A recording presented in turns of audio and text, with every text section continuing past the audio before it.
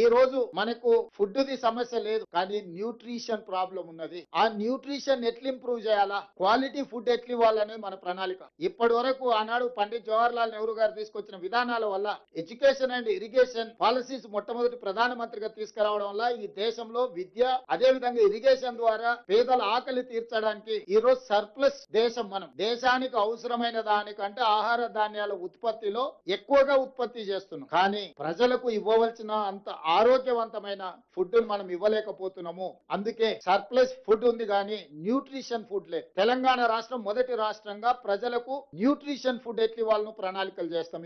దీని ద్వారా ఈ రోజు ఎడ్యుకేషన్ అన్ని గ్రామాలకు చేరింది. తండాలలో, గూడాలలో, మారుమూల పల్లెలకు కూడా ప్రభుత్వ విద్యా వ్యవస్థ చేరుకున్నది, కానీ నాణ్యమైన విద్యత లేదు, సాంకేతికపరమైన విద్య లేదు. విద్య అందించడం అనేది ప్రాథమిక లక్ష్యం. విద్య చేరుకున్న తర్వాత నాణ్యమైన విద్యను ఇవ్వాలి, నాణ్యమైన విద్య తర్వాత సాంకేతికపరమైన విద్యను అందించాలనేది ఈ రోజు మా ప్రభుత్వం యొక్క లక్ష్యం.